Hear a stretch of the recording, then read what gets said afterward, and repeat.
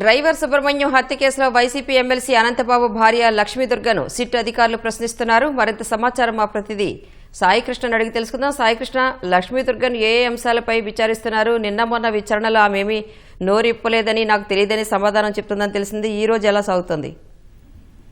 నిన్నైతే 35 వరకు ప్రశ్నలు సంధించారు. ప్రధానంగా హత్య జరిగిన సమయంలో తన లక్ష్మీదుర్గ భర్త వైఎస్ఆర్సీపీ ఎమ్మెల్సీ అనంతబాబు అక్కడ ఎలా ఉన్నారు, ఇంకా మీతో పాటు ఎవరెవరు ఉన్నారు, మీకు మీ పేరిట సెల్ ఫోన్ సిమ్ కార్డు ఎందుకు లేదు అన్న అంశాలు కూడా ప్రశ్నించారు. అట్లాగే ఆమె హత్య జరిగిన సమయంలో నేను లేనని సర్పవరం పోలీస్ స్టేషన్ అప్పట్లో వాంగ్మూలం ఇచ్చారు. ఆసుపత్రిలో బంధువుల వద్దకు వెళ్ళాను అని అన్నప్పుడు దానికి సంబంధించి కూడా ప్రశ్నలు సంధించారు. ఆసుపత్రిలో ఎవరిని పరామర్శించడానికి వెళ్ళారు, అక్కడ ఎవరున్నారు మీతో పాటు అని ప్రశ్నించినట్లు కూడా తెలుస్తుంది. అయితే వీటన్నిటికీ కూడా ఆమె దాటవేసినట్లుగానే సమాధానాలు తెలుస్తోంది. ఇవాళ కూడా ఉదయం 10 గంటల తర్వాత స్కూటీపై కార్యాలయానికి, కాకినాడ ఎస్టీపీఓ కార్యాలయానికి లక్ష్మీదుర్గ వచ్చారు.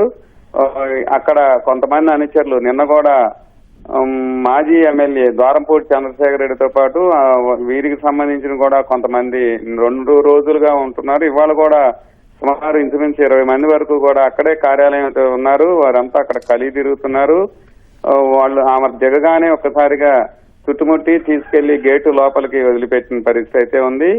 మొత్తం లక్ష్మీదుర్గ ఆమె ముఖం కనపడకుండా టోపీ పెట్టుకుని మొత్తం ముఖం అంతా కూడా మాస్క్ పెట్టుకుని ఇవాళ కార్యాలయం వద్దకు వచ్చారు. ప్రధానంగా హత్య జరిగిన సంబంధించి ఈమె పాత్ర పైన ఇవాళ కూడా సిట్ అధికారులు, ఐపీఎస్ అధికారి మనీష్ దేవరాజు పాటిల్ ఆధ్వర్యంలో పోలీసులు ప్రశ్నల వర్షం కురిపించే అవకాశం ఉంది. సాయంత్రం 5 గంటల వరకు కూడా ఈ విచారణ కొనసాగనుంది. 2 రోజులుగా ఆమె సమాధానం దాటవేయటం, ఏమాత్రం కూడా నాకు తెలియదన్న అంశాలపైన ఎక్కువగా చెప్తూ ఉండటంతో ఇవాళ సిట్ అధికారులు ఆమెను ఏమి ప్రశ్నిస్తారు, ఆమె ఎలాంటి సమాధానాలు చెప్తారన్న అంశంపైనే ఇవాళ అంత ఆసక్తి నెలకొంది. సాయంత్రం 5 గంటల వరకు కూడా ఈ విచారణ కొనసాగనుంది. రాణి, ధన్యవాదాలు సాయికృష్ణ.